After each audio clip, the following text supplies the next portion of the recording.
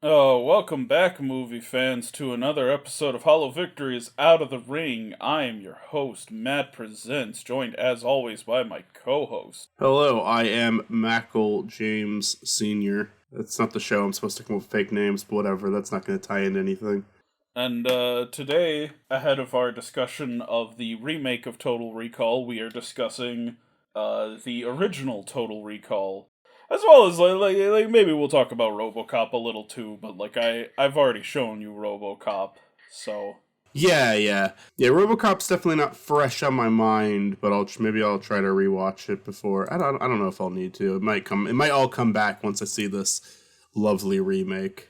I gotta send you a picture that I just saw that blew my fucking mind because I had no fucking idea until I looked up this movie that there was a certain someone in this. Let me post this, and who he is, you wouldn't have been able to recognize him. That's fucking Hank from Breaking Bad. oh fuck. Yeah, it doesn't. I Fucking mean, it's from the Dean nine. Norris. Yeah, and it's like it's like 18 years before Breaking Bad, so it makes sense he would look a little different. But it's like it doesn't even look like his head shape. Like it's just like I that. mean, That really doesn't look like he's him.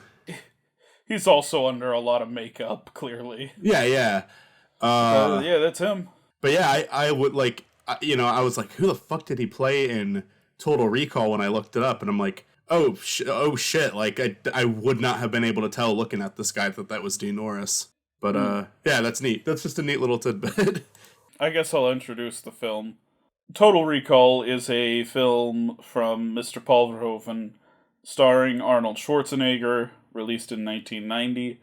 In the film, Schwarzenegger's like this construction worker, and he kind of wants to go to Mars. He has this yearning to go to Mars. You know, Mars is in a weird place in the movie. There's a lot of political turmoil up there, and there's this new place called Recall where they can just implant memories of some cool grand vacation you went on. So, he decides to go get a recall, have a recall vacation. Except when they try to put this vacation in his head, it, snaps something. It breaks something that he had, installed to make him forget who he was previously. Like, previously, he'd been this, other guy who was like a hero on Mars and then moved to Earth and wiped his memory, and maybe that's all just taking place inside the recall Yeah. story, and maybe it's not. That's kind of the weird trick this movie pulls. It remains very ambiguous Yes. on whether or not a majority of the film is real or just in his head, which I think is an interesting direction to go with it. Because I feel like it would be disappointing if they confirmed one way or the other. I think it's best to sort of leave it up in the air. Right. I think everything in the film plausibly could have happened, but just as likely, I think it's like the recall plot, the recall vacation implanted in his head. I think actually allowing your characters to have a conversation about it is a lot more interesting than the, typical, it's all revealed at the end. And I like that because this entire time I watched the movie, I immediately was like, okay, this is part of the dream. This is where they're going with it.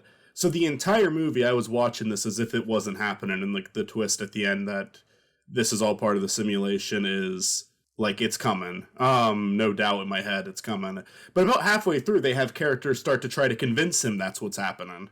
And I thought that was neat. And that kind of keeps it more engaged and more interesting. And yeah, you don't really need an answer at the end. I will ask you, Matt, do you have a way that you prefer to interpret it? Do you prefer to think it's all real or do you prefer to think it's all fake? I mean, in general, I tend to, take the story I am presented at face value.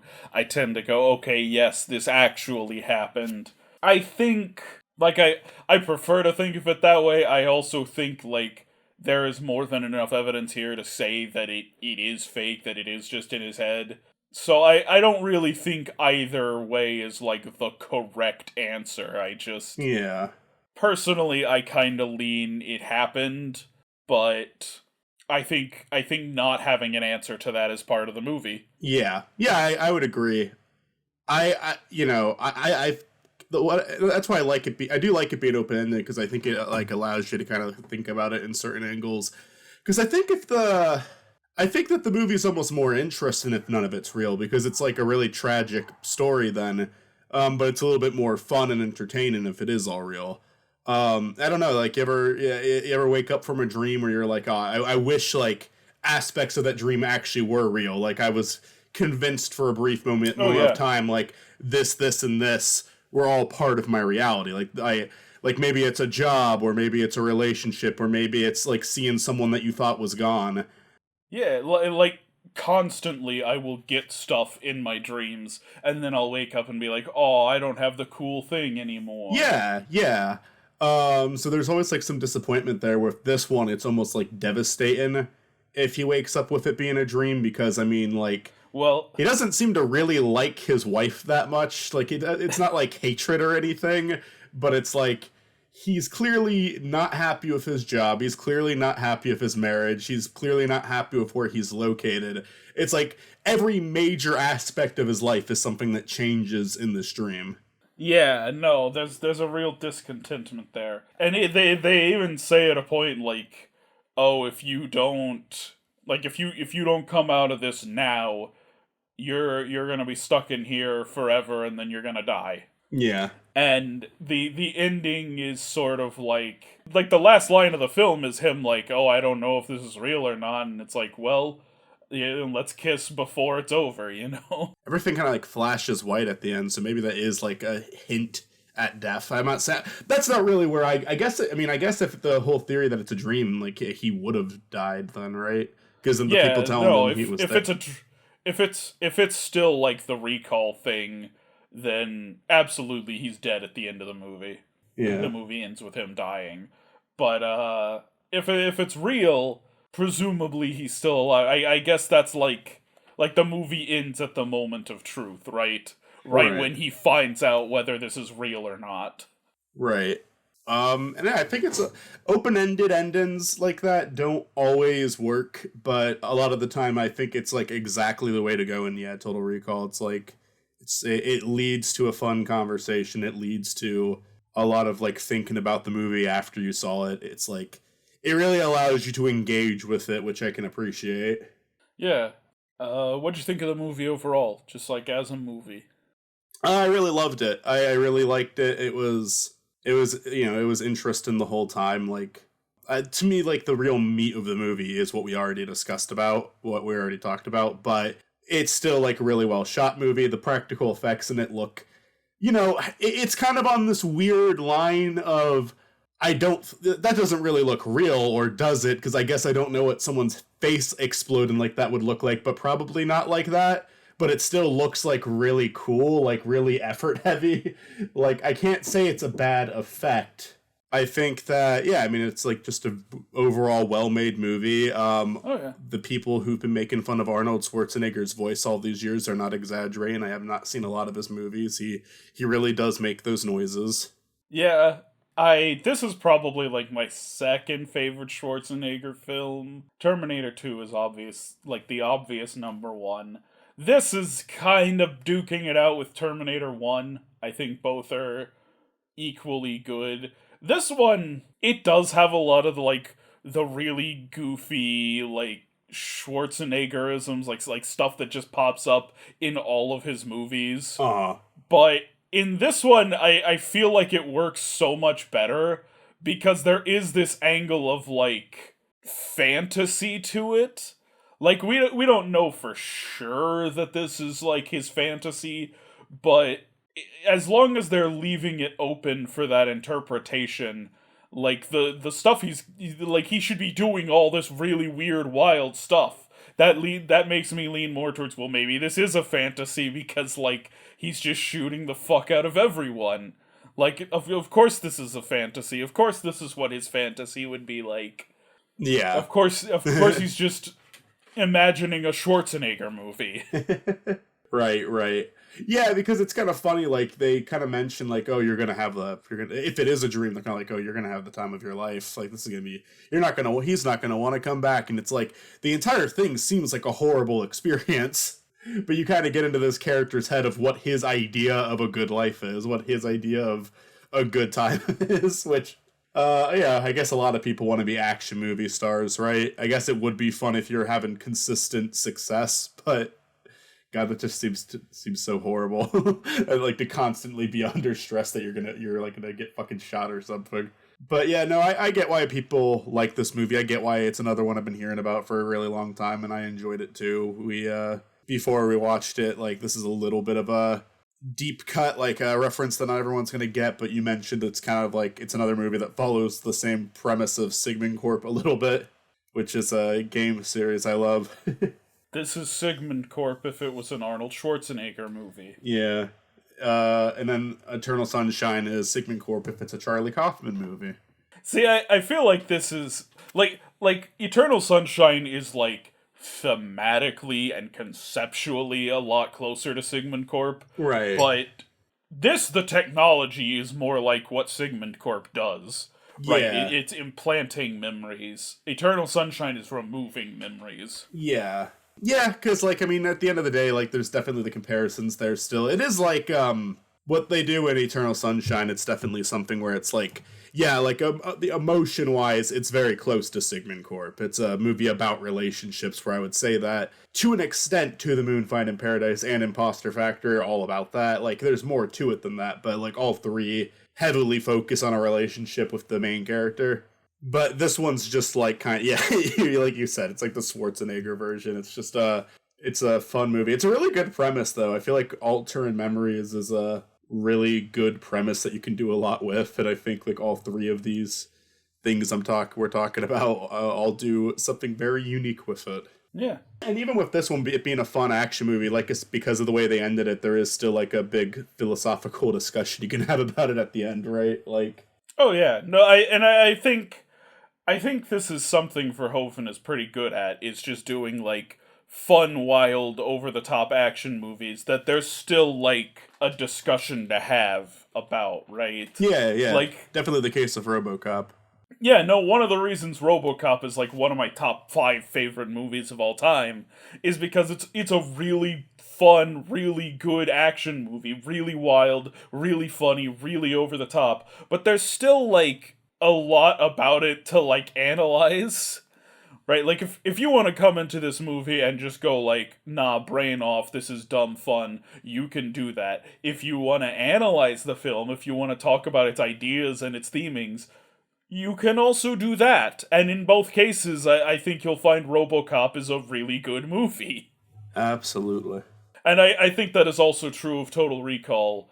Perhaps to a lesser extent, I do prefer RoboCop, but Total Recall, I still love it. This is still, like, a great movie to me. I love a lot of the like, really cheesy Schwarzenegger moments in this one. It has my absolute favorite Schwarzenegger line, where he's, like, watching himself on a laptop, and he's just like, "You are not you, you're me." And then the one watching himself is just like, no shit. It's just like the greatest Schwarzenegger moment, like. And there are some fun like Arnold Schwarzenegger like action movie lines. Although I would say this one has some of the weaker ones. If you really want good, like, you know, one-liners, like, Commando is probably better for that. Because in this one, you get "Screw you, Benny," which, you know, that one's decent. But then, like, fucking, Michael Ironside, he, like, pushes him off the elevator and rips his arms off, and then he's just like, "See you at the party, Richter," and it's like, eh.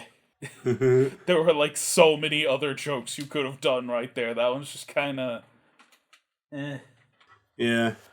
I do like when Hank comes up to him at the bar, and it's just like, "You got a lot of nerve showing your face," and he's just like, "Look who's talking," because he's got the fucking, like, I think that face is supposed to look vaginal. Like, I think they have gone out of their way to make this face look Oh, vaginal. probably. Because that's just what Verhoeven does. And Yeah, I mean, I would say that's if it wasn't the point, they at least noticed it when they were doing it. They at least picked up on it. Verhoeven's a weird little guy. Yeah, I mean, most good filmmakers are. And that's why he made Showgirls. I like Gaspar Noé and Quentin Tarantino a lot, and they're both fucking weirdos. Gaspar Noé might be a bit more of a weirdo than Quentin Tarantino. It's hard to say, though. I mean, Noé definitely makes weirder movies. He's definitely got but, the like, weirder fetish. But, like, I don't know, Tarantino might be, like, the weirder dude. Tarantino, like, the foot thing isn't the weirdest thing about him, you know? No, I mean, people like, ooh, all the foot stuff in, like, Tarantino's films. Have you watched a movie ever? Like, every movie has, like, so much foot stuff in it, man. Like, that is just, like, a normal recurring motif in film. There is a lot of foot stuff in film, just in general. I kind of go along with the whole foot thing because of how often it gets brought up, but Tarantino, like, openly says in interviews that's not really a thing of his. Like, he's just like, he's even talking about what is his thing in some of these interviews. And like, the thing with him is, like, I kind of believe him because Tarantino's a crazy enough person and has said so much shit where it's like, I don't know why he would lie about this out of out of everything. Like, this is so tame in comparison to other things that he has said. Anyway, back on topic. I don't know, Verhoeven makes all these, like, wild, like... I like something he really likes doing is sort of like propaganda, but like he's trying to make a film look like propaganda, but for like an ideology that doesn't exist, Uh-huh. or like deliberate criticism of propaganda, and also he wrote a fucking book about like the historicity of Jesus Christ, so. That's just the type of fucking dude he is. Yeah, I mean, like, I will say after watching something like Showgirls, he definitely strikes me as a filmmaker who gets a little into his own head sometimes. Where, Yeah, like, total... I don't think everything he's done is great. Yeah. Obviously, there's Showgirls. I don't think. I mean, I don't think The Hollow Man is like the greatest. I'm not that into Basic Instinct.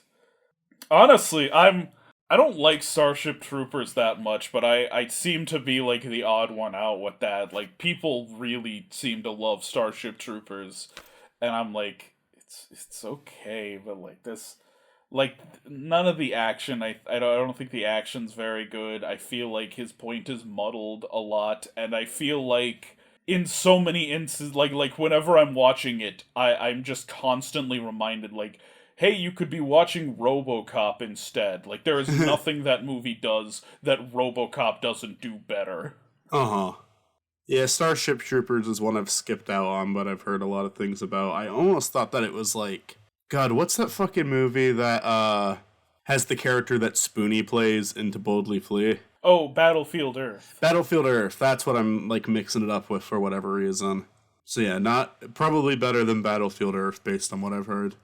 It is, but I've still seen Battlefield Earth. Well, that might not be true. I've seen Starship Troopers like 3 times, and I still don't like it. But, I've seen Battlefield Earth like 3 or 4 times. I'd probably rather watch Battlefield Earth.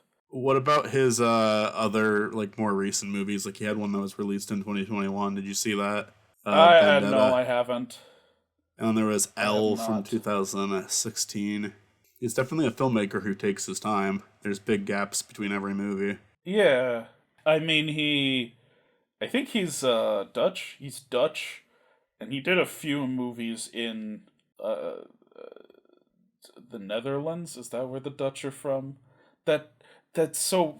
Why is it like that? Why is it called the Netherlands, but the people from the Netherlands are called Dutch? Why aren't they Netherlandians? Or why isn't the country called Dane? Dutchland. Anyways, Cast? we talked about Schwarzenegger. I think Schwarzenegger's really good in this movie. I love Schwarzenegger, seeing Schwarzenegger in just like anything. he fits. He's an actor who is like never boring. Even Yeah. in his worst film, he is not boring. What I can say of this one is he works really well here. He's an actor where if you can give me an example of him doing this well, please do. I don't know how seriously I could take him because there is just kind of this over the top nature to him. But I've been surprised by actors before. I've been surprised by, Adam Sandler and Jim Carrey, where it's like, okay, they can kind of like, provide some of their goofy behavior to a serious role. Like Sandler is still kind of silly and Uncut Gems and Punch Drunk Love, but it still works as a dramatic performance. Where Arnold Schwarzenegger, I I kind of feel for him in this movie just because it's like he's unhappy with his life and all that, but it's still just like such a silly performance to me. And it works really well. It is entertaining. I agree. It's like very memorable. Yeah, that's. I think in a lot of films he is well cast, right? But he does play like a very Arnold Schwarzenegger type in like all of them. It's like his best movies are just ones that let him be Schwarzenegger, like Predator or Commando or The Running Man. I would say the Terminator films are where he like kind of gives his best performances. But even then, like he's playing like this like killer robot from the future. So like he plays it a little stiff, a little robotic, and like he does a really good job at it. He gets the physical performance down very well. His speech patterns feel very robotic, but I don't know if it's like, oh, this is like the career defining this is like his Oscar worthy moment like Sandler had in Uncut Gems or Punch Drunk Love, right? I don't think Schwarzenegger has ever like wowed me with a performance in terms of like, oh, that was like really good acting actually. I think he's very good at playing a particular character, and they have written that character into some very good movies. Yeah. And the Terminator is really the only other character he knows how to play. And even then, like the most boring Schwarzenegger performance, I think, is Terminator 3. Like, that's the most boring I have ever seen him, because yeah, I've seen him in more boring movies, but he is at least entertaining in them. Right. That's the one where it's just like, Arnold, really? Like, could you care a little bit? The one thing you can definitely give him no matter what is he's like a legendary performer because there's just nothing else quite like him. Because, I mean, like, yeah, I think of how many, it's the same thing with fucking Adam West, like how many cartoons have made characters based off of him. Like, you have Jordan Von Strangle, we just did the Power Hour, you just got that out there. So that's fresh in my mind. Like, yeah, him and Adam West both have a character in Fairly Odd Parents. Well, I think Adam West voices his character in Fairly Odd Parents. Yeah, Adam West does voice his character. There's like the Simpsons character. Yeah. What's his name? His name I'm blanking on. McBain. McBain. Yes. That's who he plays. I forget the actor's name, but McBain is the character he plays. He's normally referred to as McBain, but I'm sure there's episodes where they've said his real name. Yeah, he's in the episode with the critic. He's the reason the critic comes to Springfield. Yep. And we also talked about that in the Power Hour video. I saw that. I made it that far in, yeah. There are other shows that have just like buff dudes with Austrian accents that are like vaguely based on Schwarzenegger. Yeah. It's just a voice that a lot of people like to do. Like, I remember, just growing up watching a lot of YouTube videos if people had to improvise voices on the spot. Schwarzenegger's likely going to be one that you hear. Like, if it's just like, oh, someone's playing an RPG it's a pretty easy voice to do. Yeah. Right? It's pretty easy to get, like, at least in the range where people are like, oh yeah, that's Schwarzenegger. Right, you don't even have to do the voice well. It's just unique in a voice where if you try to do it, people will be able to tell what you're doing. Yeah, and I remember in, like, the early days of YouTube, there were a lot of, like, Arnold Schwarzenegger best one-liners or best moments compilations, because he just says, like, funny stuff in a funny voice sometimes. Like, get to the chopper was like a huge meme for a long time, just because it's like, It's like the most Schwarzenegger thing, you know. Right. But yeah, I love him. I appreciate him in this film. Yeah. I think he is an actor you have to cast well, but a lot of movies have casted him well, weirdly enough. I mean you compare him to someone like The Rock. The Rock, he's like a charming, charismatic actor, but like I can't name that many good movies he's been in. Like Moana was okay, and that's about it. Skyscraper's a masterpiece. Right, Oh. of course, of course. No, the Dwayne The Rock Johnson movie, whenever he's like on the poster, I just kind of get the idea that it's gonna be an like boring or okay movie. Sharon Stone is in this because this has two actors from our first episode of Hollow Victories where I said Sharon Stone was married to Sylvester Stallone, even though she absolutely is not. I don't know why I thought they were married at one point. Were they together at one point? Maybe, but I think I was getting her confused with someone else, Okay. like one of Schwarzenegger's Conan co-stars. I think. I think most of the actors are pretty fitting in this. I wouldn't say like nearly any of them are like as memorable as Schwarzenegger, but like everybody kind of fills in their part well. She's the scene where she has to at the beginning of the movie, she's just like I think they intentionally made her really generic in the beginning of the movie so you wouldn't miss her. And then when she turns on him, it's kind of funny. Like it's an over the top performance and it works. It's like, yeah, it's like this big reveal, but it's also kind of an amusing scene to watch. Where it's just like, yeah, the Karen housewife character is trying to fucking kill him. And I think you see the like when they're asking him well like what type of girl he wants in like the vacation dream, like he like deliberately picks not her. Yeah. Right. They give him like the hair color options and he's like brunette. And it's like, but he's married to a blonde. Yeah. Yeah, the personality traits he picks too are very different. Like sleazy is one of the words he picks. Like, Rachel, how do you say that last name? Ticotin? Sure. Ticotin. She was good. She kind of comes in later than I was expecting her to. Because I knew she was coming based on what they say there at the beginning. And she's also in the opening scene, I believe. Yeah, she is, with like the helmet on. Which is another reason it's easy to believe that it's like a dream, because it's such like a perfect recapture of the person he sees in his dream. I mean, she was good. I feel like she probably could have gone for a little more screen time, gotten to know the character a little better, but for what they did with her, it's fine. Yeah, I think she works in her role.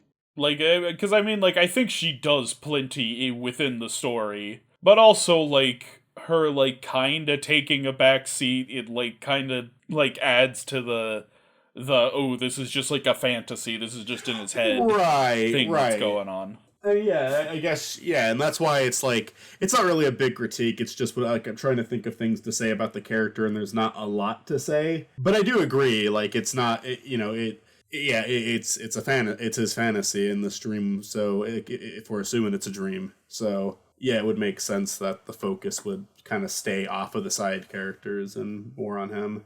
Ronnie Cox is the villain. He's also one of, like, the evil businessmen in RoboCop. He just has one of those faces, you know? You look at him and he's like, oh, that's the evil businessman. Like, I know this dude's whole shtick. Like, immediately, I understand immediately that this guy is the sleazy businessman. I think it'd be funny if there was, like, an actor. Ronnie Cox is a good name for a guy who plays a sleazy businessman, too. Like, that sounds like a name that we would write in, like, no disrespect to this man, by the way. But it just kind of sounds like a name that you would come up with. Like, you have to think of, like, a sleazy old guy to be in, like, he's, like, the villain of this, Ronnie Cox. Ronnie Cox is his name. Oh, to be fair, I think you could also use that as the action hero's name. It's me, Ronnie Cox. Rodney Cox. Rodney Cox. That's the hero name. And that Ronnie because Cox then it is has his evil. Rod and Cock. Yeah, Ronnie Cox is his evil brother. I would love the idea of like there just being an actor who dedicated his life to playing the same character in every movie. And it's just this Oh sleazy God, businessman character, but he is the same name and same personality every time, and it's just every movie is a different business venture for that character. there is this weird actor who's like he's like an extra in a bunch of different movies, but he uses the same character name in all of them. Like he's in one of the Fast and the Furious movies, like one or two, I think, and then like he's in a bunch of other stuff. Just and every time he's just Hector. Like this is my character. I'm Hector. See, I think that'd be a lot of fun if you just got to show up as an extra in a bunch of movies and you just did that. Like you had like the same outfit, you had the same thing planned for each movie. Just see how many you could get away with doing that in. Dick Miller appeared in like a lot of movies. Most of them Joe Dante movies, but he appeared in a lot of movies under the same name. It's his character from A Bucket of Blood. Fuck if I can remember it. God damn, why am I blanking on this? But it's his character from A Bucket of Blood, which is like one of his rare starring roles, and then he just showed up as like a background character in a lot of stuff. Walter Paisley. He showed up in a bunch of other stuff as Walter Paisley. And, like, weirdly, he's died, like, 2 or 3 times as this character. Mel Johnson Jr. as Benny, the man who came into our lives and then broke our heart. I love Benny. Benny's such a good character. Oh, yeah, no, he was great. He had a lot of fucking personality, and I love the reveal of him lying about his kids just being, like, he says 4 by accident, because that's like immediately recognizable because of how many times he says the line. He keeps mentioning his 5 kids. It reminded me of fucking Shirley in the G.I. Joe episode. And then it's just like he accidentally says 4, and it's just like, oh, this fucking piece of shit. But he's a lovable piece of shit. He is. I think that's everywhere. I mean, we mentioned Michael Ironside. I like Michael Ironside as an actor. Yeah. He does really good in this movie. We already mentioned Dean Norris. Like the meathead villain's assistant. Yeah. Yeah, Dean Norris plays one of the mutants. Yeah, that was interesting to see.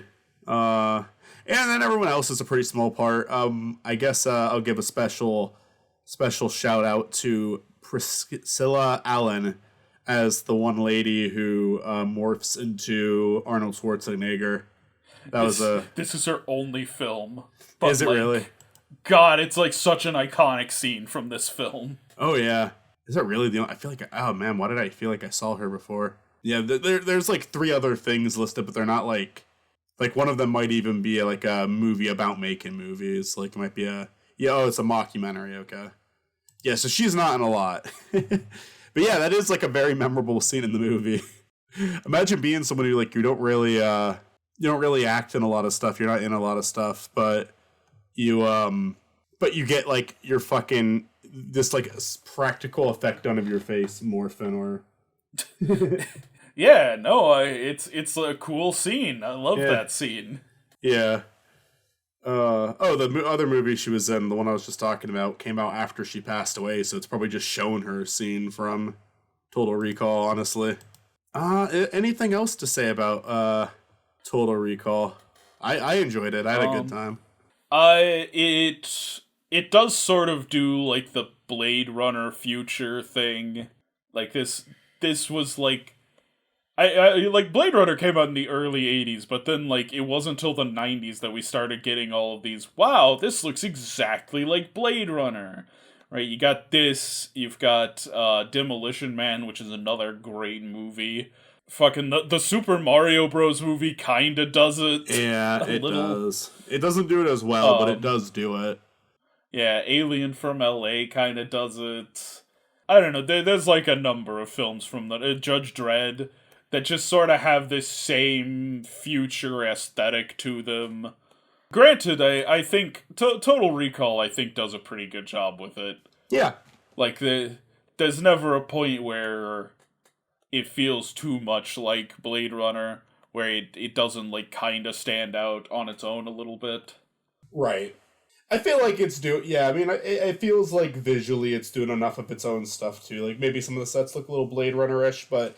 Yeah, we're talking about, like, it really likes fucking with faces. You know, it's doing plenty of unique things with its visuals on its own that stand out. Oh, this is what Total Recall did, not what, oh, this is like what this other movie did. So it's got enough going for it, and yeah, the way it does kind of do the Blade Runner aesthetic, it's still like, still stands on its own. Like, it's definitely comparable, but it's not like a blatant copy and paste. Yeah. In fact, in some areas, it kind of reminded me of Brazil a little bit with like the way that like some of these buildings looked, like the way some of these the inside of these buildings looked. Almost Yeah. gave me more of like a Brazil I vibe. mean, I get that. It's kind of, cold corporate steel. Yeah. I also think like the mutants are a big part of this, and I think like the mutants certainly add something to the film that makes it stand out. Yeah, absolutely. You know, you got all the people with weird faces, like the psychics with like fucked up faces, and then Benny's got like the weird arm, and there's the dude with like the like underdeveloped Siamese twin Yeah. that like sees the future. It's also the first movie I've ever seen where they shot a rat. So that's a unique thing it has going for it. Yeah, that rat had so much blood in it. It was just like it was like a tiny balloon full of blood. I'm trying to remember. That's all the rat was. I'm trying to remember what show it was. It may have been American Dad, where they had a joke like that. Maybe it was even a reference to Total Recall. That like, because those are the kind of deep cuts that like Seth MacFarlane shows will make sometimes. But I think it's like I might be getting some of these details wrong because it's been so long, and I am wondering if it was a rat. I think it was. But, like, one of them kills a rat and just so much fucking blood splatters out from it. Like, an excessive amount. Maybe that was a reference to Total Recall. Maybe that was them being like, remember that fucking rat that, like, had a human's worth of blood in it? Yeah. Anyways, I don't think I have anything else to say about Total Recall. Just offhand, I mean, I'm sure I could gush about it more, but, I think you get the gist. It's a really fun, really interesting movie. It's one of my favorites. I love it. Yeah, I think watching a bad remake of it will also help us come up with some new things to say about it. Oh yeah, I am very interested in like both of these remakes really, but maybe Total Recall more so cuz I kind of know how you do like a boring corporate version of RoboCop. I get that. Boring corporate RoboCop is easy enough. How do you do the boring corporate version of Total Recall? I'm sure I'm going to have some very specific nitpicks about like here's what they do in the first movie and here's how this movie utterly fails to do that. Yeah. I'm interested. I'm interested in seeing the differences. I don't know. I've seen like examples where it's like you don't think that someone can fuck up that badly, but then you see it firsthand. Like the Old Boy remake is a great example of that. I think Dragon Ball Evolution is a great example of that. Oh, Dragon Ball Evolution That's almost is like it's like that's on like a different level. That's like you Yeah. weren't even trying to adapt the source material. You were not even trying. The Old Boy remake was at least the Old Boy remake was at least making an attempt to adapt it. It's just like it it felt like every single scene misunderstood something.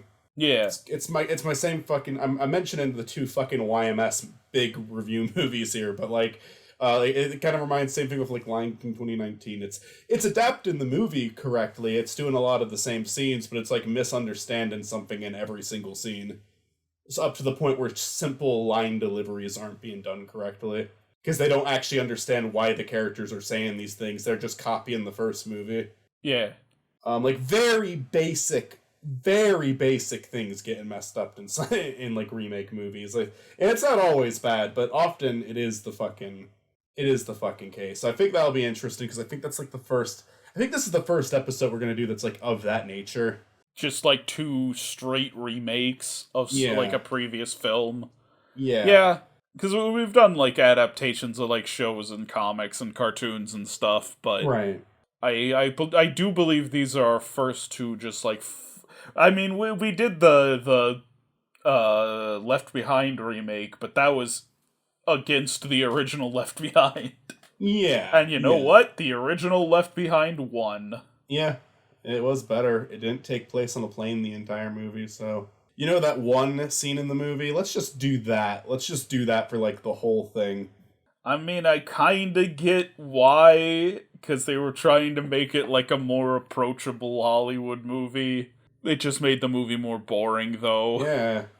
Like that's the one thing I can say about the first Left Behind is like it kept me It interested the is whole time. not boring. It is Yeah. absolutely not boring. No, and the one with Nicolas Cage in it is really boring. Like, anyway. Oh god, this might be the longest episode we've done for the show.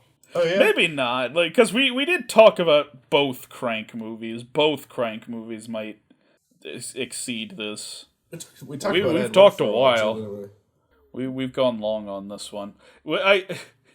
I kind of love the lineup for this show so far because it's like four wildly different subjects, or five wildly different subjects, we? Yeah. right? Donnie Darko, the Crank movies, E.T., Ed Wood, Total Recall. Crank and Total Recall are like the closest two in that bunch, and even those are like very different movies. Yeah, they both have action. They both like have action in them, but they're both like doing something very different with the medium. Yeah, they're both just action movies. Yeah, Total Recall is a bit more of like an artsy movie where Crank is just dumb fun. This was like kind of one of the movies I decided to do Out of the Ring for, because I'm just Nice. thinking about like all of these movies I want to show for movie night, because I'm like, I gotta show Michael this before we do this episode, and then I'm like, what if I just started a second show where I showed Michael the movies specifically for the episode we're about to do? You just wanted more turns for movie night than anyone else, so you keep like creating different shows. Like, oh, now I have to do a show Yes. called I should. To be fair, you did make that your movie night pick. I have something I need to tell you about, whatever it's called. It's a long name. Yeah, I need to tell you about. That was my movie night pick. Yeah, That yeah. one was my movie night pick. You're gonna like come up to me with like saying, I got this idea for like 4 other podcasts all about watching movies. No, I appreciate it though. They've been. I don't think I've disliked a single movie we've done for Out of the Ring yet. I think I've enjoyed all 6 of them. Yeah.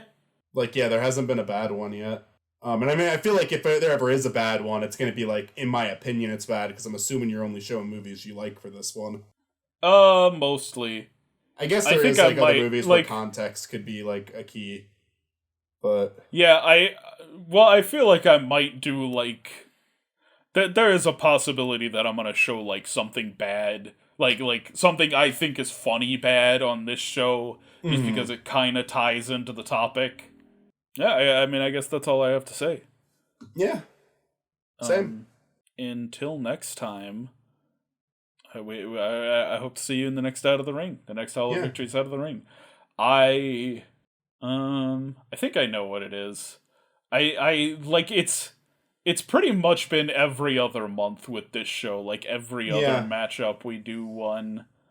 I don't know how long that'll hold, but for the time being, yeah. When we been finally the do pace. when we finally do Shrek the Third versus Godfather Part 3, we can do Godfather and Shrek 4 Out of the Ring. Absolutely. I'm never gonna stop pestering you about that.